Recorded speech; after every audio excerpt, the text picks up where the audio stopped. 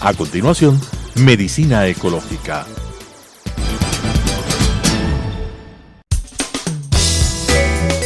Clasificación A. Apto para todo público.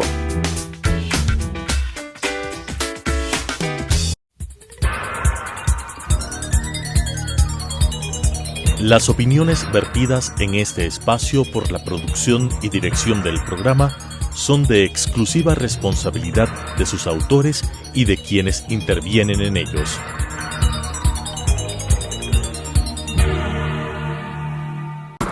Telesucesos Canal 29 UHF presenta Medicina Ecológica, un nuevo enfoque de la salud pública diseñado especialmente para mejorar la salud de todos los habitantes en armonía con la naturaleza.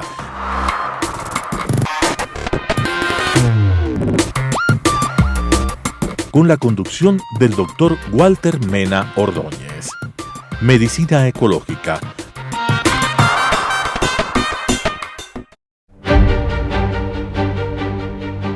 Hidalgo e Hidalgo. Ingeniería, construcción, mantenimiento y administración de infraestructura con excelencia, oportunidad y responsabilidad social, con elevados estándares de calidad, la preservación del medio ambiente, seguridad y la salud ocupacional, lo que nos ha permitido ser reconocidos como una empresa constructora líder en el mercado nacional e internacional, con excelencia en su modelo de gestión y procesos de innovación, mejorando la calidad de vida de sus trabajadores y generando bienestar a la sociedad. Hidalgo e Hidalgo, construyendo contigo el Ecuador desde hace más de medio siglo. Medicina Ecológica. Amigos televidentes, es una enorme satisfacción para nosotros continuar con nuestro programa Medicina Ecológica hacia un nuevo enfoque de la salud pública. En esta oportunidad, como en otras, vamos a entrevistar a Christian Wally. Es ingeniero agrónomo de la Universidad de Zúrich, en Suiza. Es un ex investigador de la Nestlé en Berna, Suiza, Centro de Investigaciones y Desarrollo Tecnológico de Alimentos para América Latina. Fue el fundador de esta gran iniciativa para el Ecuador y América Latina. Vamos a comentarlo en un instante. Conoció los productos andinos de nuestro país, producción de alimentos infantiles y batidos de tanta importancia para la nutrición infantil, fundador del Instituto de Ciencias de la Vida y 3 empresas del Ecuador hicieron posible, ¿no es cierto?, esta institución, el aparecimiento de esta institución, y la que preside actualmente, que se llama ANFAB. ANFAB, que es la Asociación Nacional de Fabricantes de Alimentos y Bebidas del Ecuador. Bienvenido y es un gusto tenerte con nosotros nuevamente, Christian. Ahora quisiéramos abordar algunos de los temas que tú los has puesto en blanco y negro en tu portal de las redes sociales, de LinkedIn.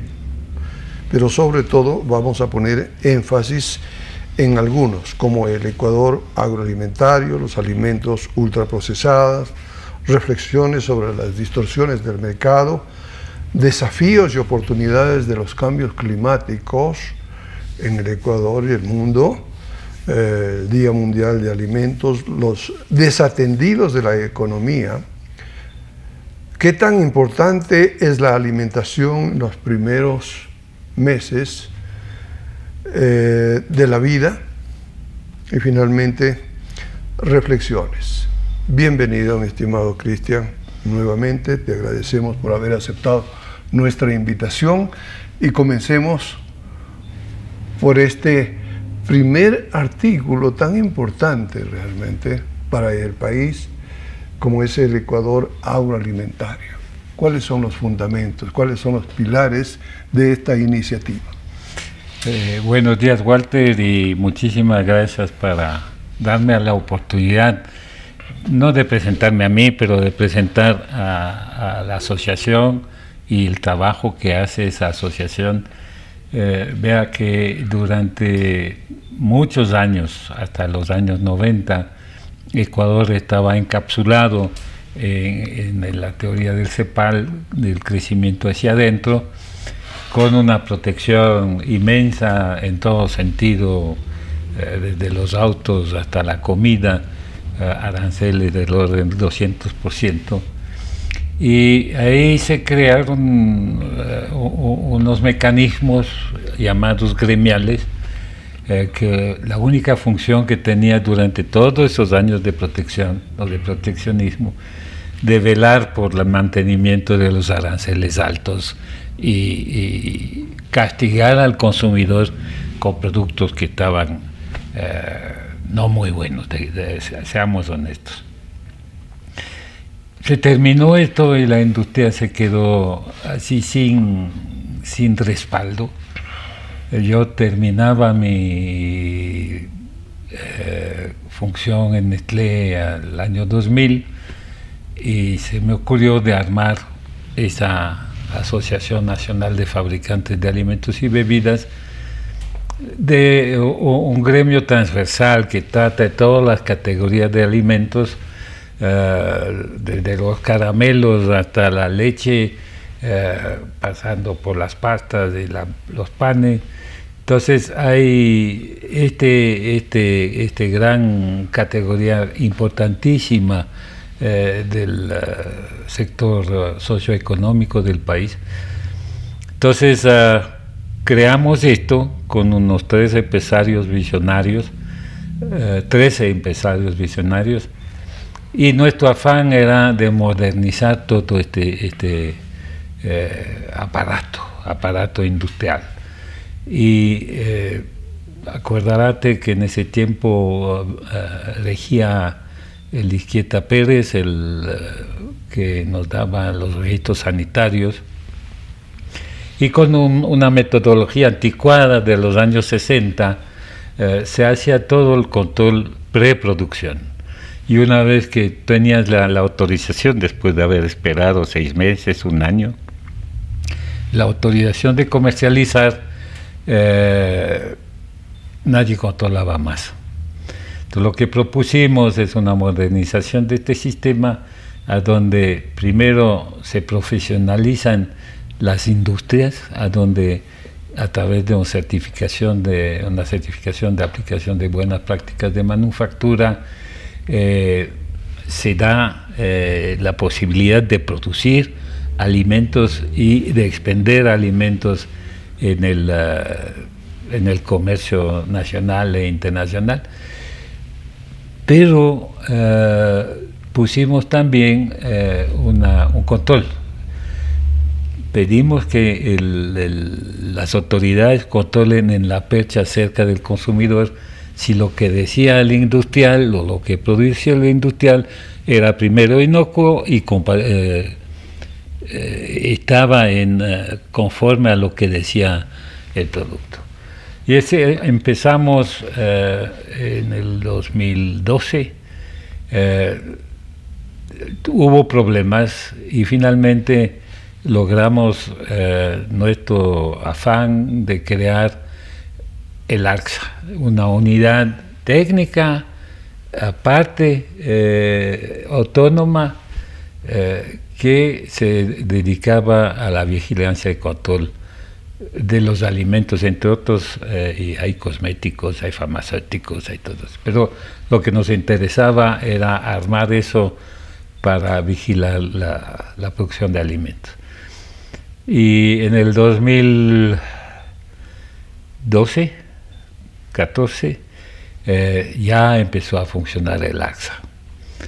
Y claro que era un niño que tuvo que aprender a caminar, un niño que tuvo muchísimos papás, en 12 años hubo 11 directores del ARCSA, entonces caminaba un poquito curiosamente y finalmente estamos hoy en día retomando con el ARCSA una revisión de sus procedimientos y de sus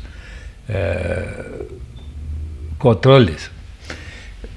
Han visto que hubo últimamente problemas en la producción de alimentos, la contaminación, con denuncias de contaminaciones, con dos cosas. La primera, que demuestra que el ARSA está controlando, y que está esta vez no solamente controlando las etiquetas, pero sí está controlando el contenido, si eso es válido para un consumidor saludable. Cristian, si me permites, sí, retrotrayéndonos y hablando sobre algo que lo hicimos antes de entrar en este programa. ¿Cómo un profesional de la agricultura o un investigador de alimentos de un país desarrollado como Suiza vino a aventurarse en un país que no tenía ni siquiera las normas básicas para manejar la cuestión de los alimentos? Cuéntanos un poquito, ¿cómo ocurrió esto? Mira, es una cosa interesante. Yo estaba trabajando en los años 70 como jefe de un grupo de investigadores en Suiza, y en Nestlé. Y Nestlé, el presidente de Nestlé Mundial, declaró que, curioso, que Nestlé haga el 80% de su negocio con 20% de la población mundial.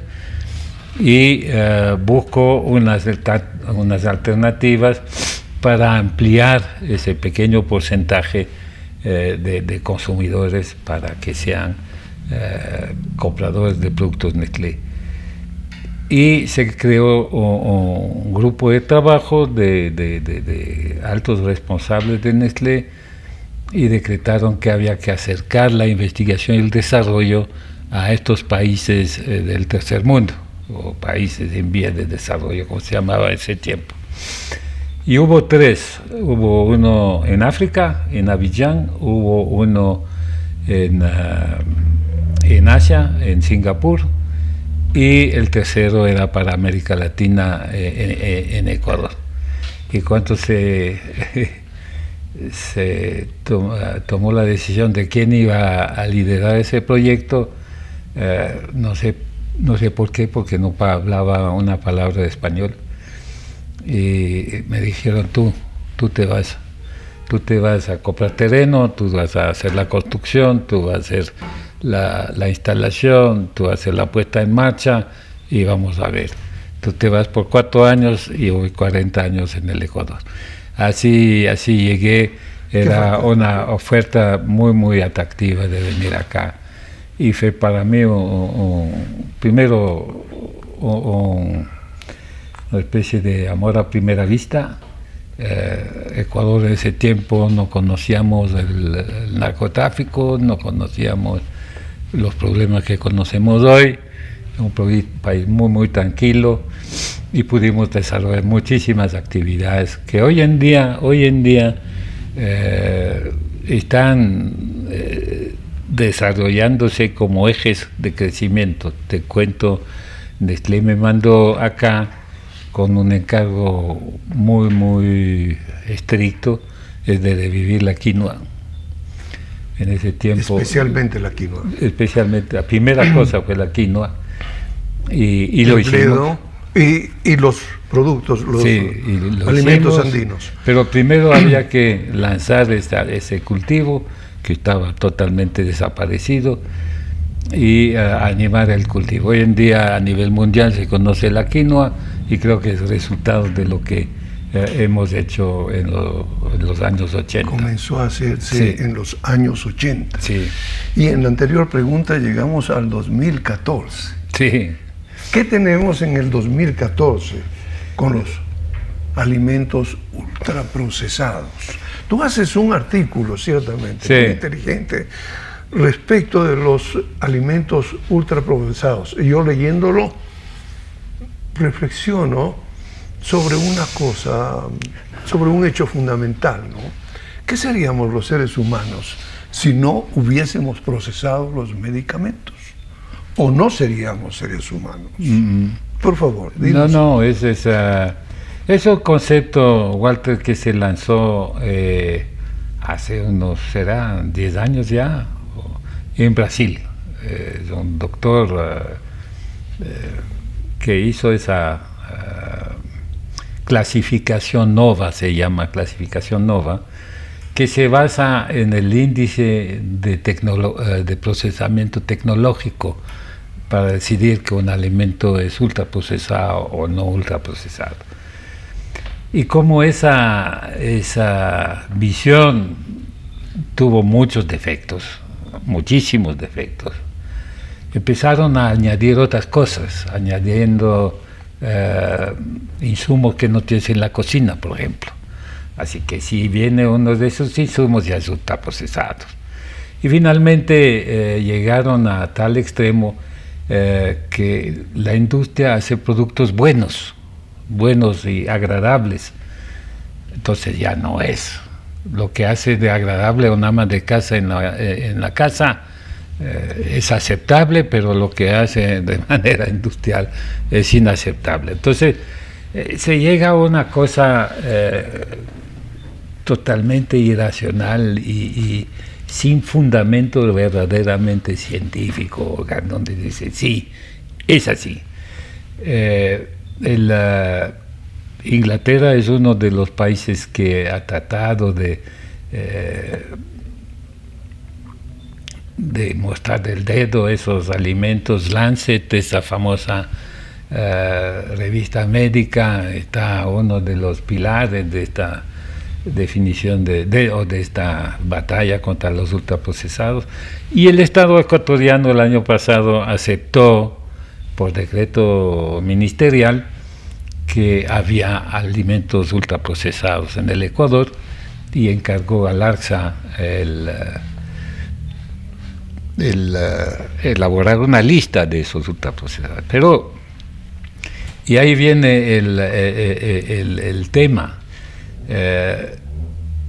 Todos los estados están cortos de dinero y se inventan cualquier cosa para sacar plata de la población.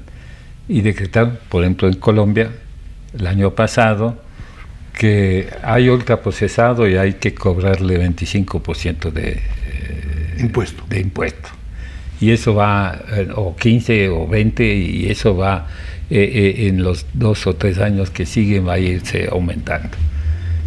Y en el Ecuador hay una ley que llaman ley de comunicación, a donde esa ley tiene un articulado que controla, que quiere controlar la publicidad de los productos nocivos.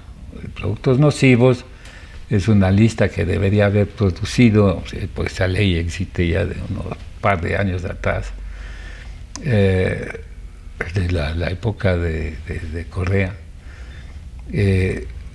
Entonces, esa lista de productos nocivos tenía que haber planteado o desarrollado el Ministerio de Salud y nunca hizo caso. Y de esos productos nocivos yo entiendo que entrarían los insecticidas, los pesticidas, las pinturas a base de plomo y los alimentos ultraprocesados. Entonces, con ese decreto se retoma esa ley y el SRI, en su afán de cobrar algo más de lo que está cobrando, va a las empresas, manda a las empresas una obligación, ¿cómo se llama? Una orden de que estas empresas no pueden deducir de sus impuestos, no pueden deducir los costos de publicidad de este tipo de productos. Estamos discutiendo eso el viernes, próximo viernes o mañana vamos a hablar de esto con el SRI, porque no hay definición y no hay sentido. Mi estimado Cristian, a propósito de esto, yo he visto que la autoridad ha decidido dejar sin efecto el 645, que tiene que ver con las bebidas endulzadas. ¿Cuál es tu criterio respecto a eso? No sé, pero yo he vivido la época de Corea donde se decretó el impuesto al azúcar. Negociamos ahí y finalmente son los colegas de las bebidas azucaradas que tuvieron que pagar los platos rotos y que están pagando un impuesto sobre la cantidad de azúcar que está en esas bebidas. No me acuerdo, estábamos hablando de un 17%, una cosa así, bastante alto. Y entonces usted ha visto que las industrias atacadas contra el azúcar, en el mundo entero, empiezan a utilizar edulcorantes artificiales y unos edulcorantes naturales como el stevia. Y todos esos edulcorantes han pasado rigurosos ensayos sobre su impacto en la salud. Ninguno, a pesar de lo que dice la OMS, ninguno es probadamente un cancerígeno o un producto que promueve el cáncer. Y ahora tuvimos una larga discusión el año pasado sobre la reformulación del etiquetado nutricional de los alimentos en el Ecuador, y ahí saltó otra vez el tema de los edulcorantes y se quiere poner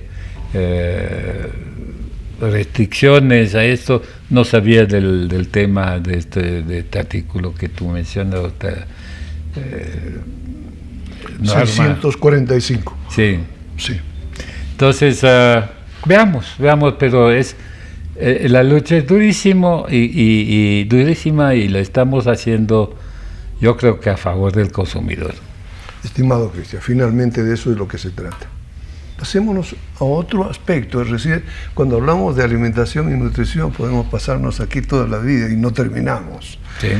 Pero hay un artículo sin duda clave de tu autoría sobre las reflexiones en torno a las distorsiones del mercado. Yo digo, distorsiones del mercado solamente referidos a los grandes problemas que se están presentando, entiendo, respecto de las grandes comercializadoras y los pequeños comerciantes. ¿Cuál es tu punto de vista? ¿No habría posibilidad de racionalizar esto a fin de que no se constituyan de pronto en monopolios que perjudiquen al consumidor? Sí, mira tú, dos cosas. Yo parto de una reflexión que hizo un ex ministro de Agricultura francés que se llama señor Pisani, y escribió un libro y decía, es cosa rara. Tenemos en Europa 150.000 agricultores y tenemos 400 millones de habitantes, potenciales consumidores. O sea, el productor agrícola ha de ser felices porque la demanda es enorme y puede vender a precios buenos. Nos olvidamos de una cosa. Entre esos dos hay 120 cadenas de intermediarios que fijan los precios. Yeah. Y no solamente fijan los precios, Walter, lo que es más grave, y a donde el jugador consumidor tiene una parte de responsabilidad, es que especificaron cómo y qué producto vamos a vender. Te toma el caso de una manzana. Una manzana es un fruto que recibe tratamientos insecticidas y pesticidas que da miedo. Y sin embargo es la salud, representa la salud. La salud. Y todos estos químicos que se le pone es para quitarle una manchita, un punto negro, o una cosa así. El consumidor acepta ese planteamiento y prefiere consumir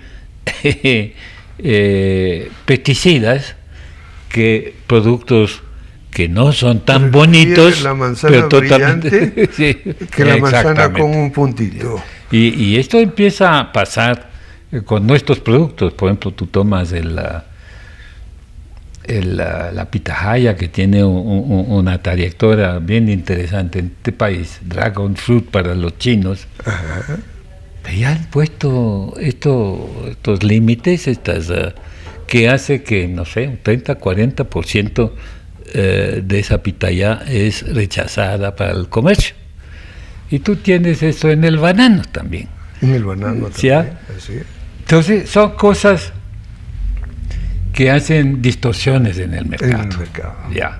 Ya. Y mira, la urbanización ha llevado esos grandes centros comerciales, a donde voy una vez a la semana, pero no nos olvidemos que el consumidor ecuatoriano es un consumidor conservador y va a mantener su tiendita. El 65-70% de las compras de alimentos se hacen en tiendas, que es importantísimo, y la tienda juega un papel social. Conoce a sus vecinos, a su vecindad, y ahí lo vimos en la pandemia. Trabajamos como ANFAP con ellos para aliviar el tema de las mascarillas. Acuérdate que al principio no se encuentran mascarillas sino a precios exorbitantes en las farmacias. Nosotros fuimos lo que con la Asociación de la Industria Textil del Ecuador creamos estas mascarillas para que estén como un nuevo producto en las tiendas, y ahí empezó a funcionar. Cristian, nos han indicado que se nos ha terminado el tiempo, pero yo quisiera comprometerte para otros programas. La verdad es que conversar contigo es infinitamente saludable, para variar, ¿no? Y yo creo que tenemos en el tintero un montón de cosas que podemos conversar acerca de los alimentos, de la nutrición en el país. De tal manera que en una próxima oportunidad, por ejemplo, hablaríamos sobre las soluciones que están surgiendo en el país. Yo, para mencionar dos nada más, estoy hablando del Ecuador biogénico, con base a soya. A soya, ¿no es cierto? Tú conoces una alga que, unida a una bacteria, hacen posible la captación del nitrógeno, y eso utilizado como abono produciría alimentos con proteínas bien plegadas. La otra buena noticia para el Ecuador es lo que nos viene de Loja, desde la Universidad Técnica Particular de Loja. 40 investigadores han lanzado ya el libro blanco de la economía biológica para el Ecuador. Esto, unido al famoso uchujacu de la quinoa, de las leguminosas con los granos, bueno, hay grandes posibilidades realmente en el país que deberían tornarse en una política pública para la alimentación y la nutrición en el Ecuador. De tal manera que te comprometo para un próximo programa, y yo te agradezco extraordinariamente por tu presencia. Gracias, Walter. Y en esta próxima vez hablemos del agroalimentario, del Ecuador agroalimentario. Del Ecuador agroalimentario específicamente. Exacto. Muchas gracias, amigos televidentes. Hasta la próxima oportunidad. Gracias a nuestros auspiciantes Hidalgo Constructores. Hasta la próxima oportunidad. Medicina ecológica.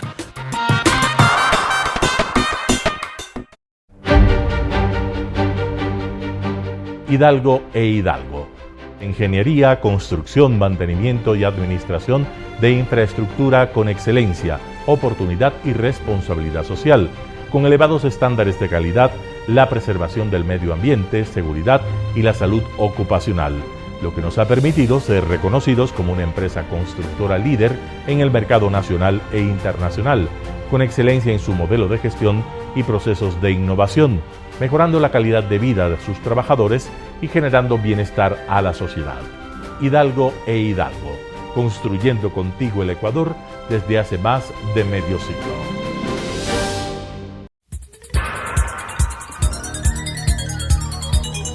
Las opiniones vertidas en este espacio por la producción y dirección del programa son de exclusiva responsabilidad de sus autores y de quienes intervienen en ellos.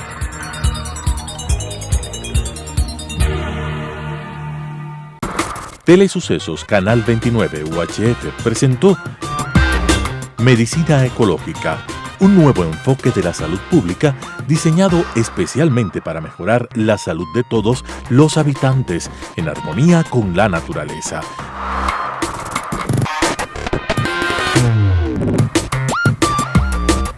Con la conducción del Dr. Walter Mena Ordóñez. Medicina Ecológica,